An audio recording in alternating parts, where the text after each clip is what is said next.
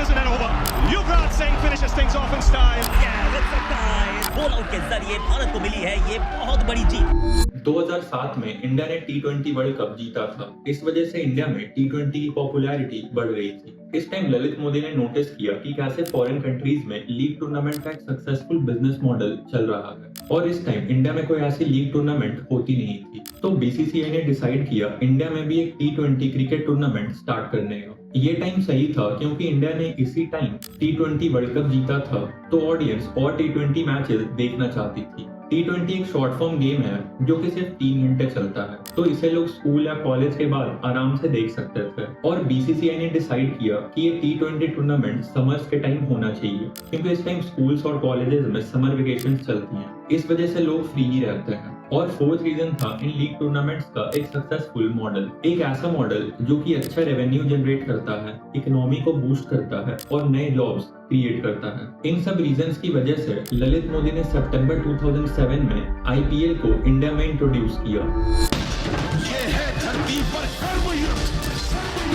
अब ये तो हो गई आईपीएल की हिस्ट्री। अब हम देखते हैं कि कैसे आईपीएल $10 बिलियन की क्रिकेट लीग बन गई और इसके पीछे क्या बिजनेस मॉडल है। देखिए, बीसीसीआई ओन करती है आईपीएल को। आईपीएल में फ्रेंचाइज या टीम्स मैच खेलती हैं और फ्रेंचाइज के अंडर प्लेयर्स होते हैं जिनको फ्रेंचाइज ऑक्शंस के थ्रू बाय करती हैं। ये तो हो गए आईपीएल के 3 मेजर स्टेक होल्डर्स। अब इसके बाद आते हैं स्ट्रीमिंग प्लेटफॉर्म जैसे कि जियो सिनेमा और ब्रॉडकास्टिंग चैनल्स जैसे कि स्टार नेटवर्क। अब इसके बाद आते हैं स्पॉन्सर्स। तो ये स्पॉन्सर्स या तो आईपीएल को स्पॉन्सर करते हैं या फिर टीम्स को। जैसे जैसे आईपीएल की ब्रांड वैल्यू बढ़ेगी और ज्यादा कंपनीज चाहेंगी आईपीएल को स्पॉन्सर करना ताकि उनके कंपनी को रीच मिले। और फ्रेंचाइज के केस में भी सेम ही है। जैसे कि मान लीजिए कोई एक टीम आईपीएल जीत जाती है तो इससे और ज्यादा लोग उस टीम को सपोर्ट करने लगेंगे और सारी कंपनीज चाहेंगी कि वो इस टीम को स्पॉन्सर करे ताकि उनको ज्यादा रीच मिले। इसके बाद आते हैं फैंस या फिर व्यूअर्स। अब आईपीएल और क्रिकेट की पॉपुलैरिटी से एक नई इंडस्ट्री ही बन गई है जो कि है ऑनलाइन फैंटेसी स्पोर्ट्स की,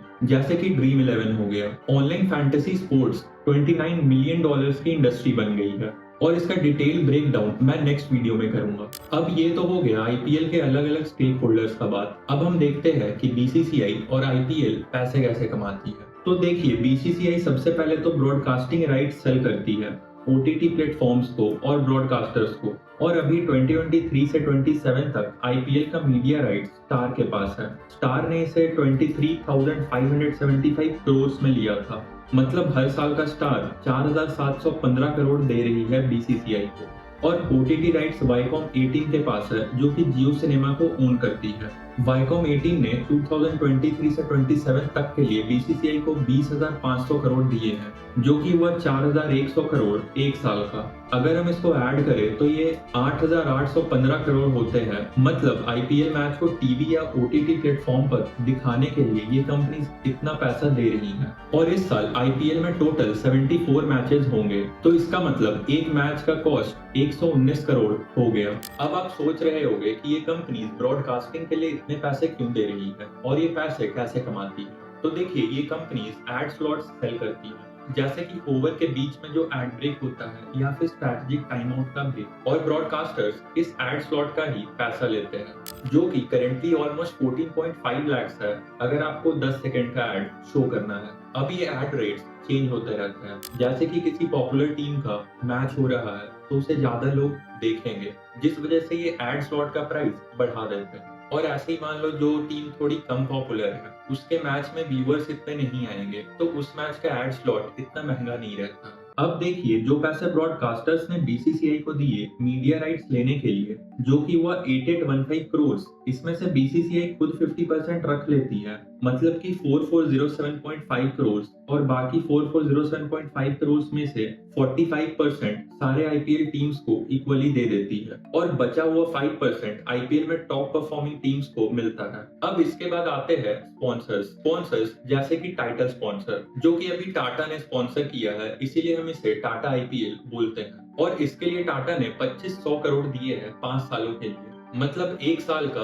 500 करोड़। अगर हम ये ग्राफ देखते हैं तो टाइम के साथ साथ आईपीएल की ब्रांड वैल्यू भी बढ़ रही है, तो बीसीसीआई भी ज्यादा पैसे चार्ज करती है क्योंकि जो भी कंपनी आईपीएल की टाइटल स्पॉन्सर होगी उसका ही सबसे ज्यादा रिकॉल होगा ऑडियंस में। सबसे पहले डीएलएफ ने स्पॉन्सर किया था, जिसके लिए डीएलएफ ने 200 करोड़ दिए थे 5 सीजन के लिए। फिर पेप्सी ने स्पॉन्सर किया 3 सीजन के लिए 396 करोड़ में। इसके बाद आप ग्राफ देखोगे तो वीवो ने ऑलमोस्ट 549 करोड़ दिए, जो कि उस टाइम तक का सबसे ज्यादा था। फिर आप देखोगे तो ये ग्राफ नीचे चला गया क्योंकि कोविड आ गई थी और कंपनीज अनसर्टेन थी आईपीएल को लेकर। फिर 2022 से टाटा ही टाइटल स्पॉन्सर है आईपीएल की और अभी टाटा 500 करोड़ दे रही है हर साल। अब ये जो पैसे टाटा बीसीसीआई को दे रही है ये भी सिमिलर रेशियो में ही डिवाइड होता है, मतलब 50% बीसीसीआई रखती है और बाकी 50% टीम्स में डिस्ट्रीब्यूट हो जाता है। ये तो हो गई टाइटल स्पॉन्सर्स की बात। इसके बाद आपने नोटिस किया होगा कि जो स्ट्रैटेजिक ब्रेक होता है तो कमेंटेटर्स बोलते हैं CEAT tyre strategic time out, तो सीएट भी पैसे दे रही है बीसीसीआई को।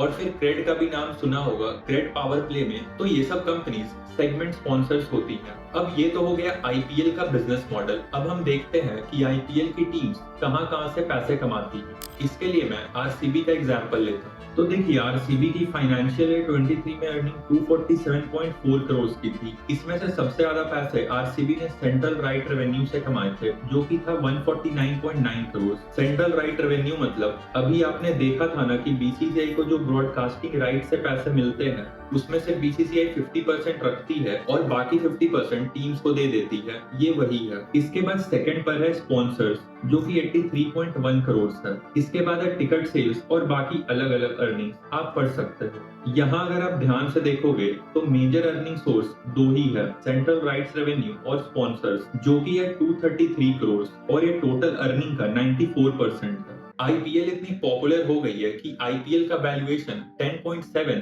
बिलियन डॉलर्स हो गया है और आईपीएल मोस्ट प्रॉफिटेबल वेंचर बन गई है स्पोर्ट्स इंडस्ट्री की। इस वजह से आईपीएल में फॉरेन इन्वेस्टमेंट्स भी होने लगे हैं, जैसे कि सऊदी अरेबिया ने 5 बिलियन डॉलर्स इन्वेस्ट किया था आईपीएल में और कुछ यूएस इन्वेस्टर्स ने भी ऑलमोस्ट 3.2 बिलियन डॉलर्स इन्वेस्ट किया है। लेकिन आप सोचोगे ये इन्वेस्टमेंट कर क्यों रहे हैं, तो देखिए आईपीएल की पॉपुलैरिटी बढ़ते जा रही है, इस वजह से आईपीएल का ग्रोथ पोटेंशियल भी बढ़ रहा है, तो इसीलिए इन्वेस्टर्स आईपीएल में इन्वेस्ट कर रहे हैं। आज के एपिसोड के लिए इतना ही। अगर आपको वीडियो पसंद आई तो लाइक कर देना और सब्सक्राइब करना मत भूलना। मिलते हैं फिर नेक्स्ट वीडियो में।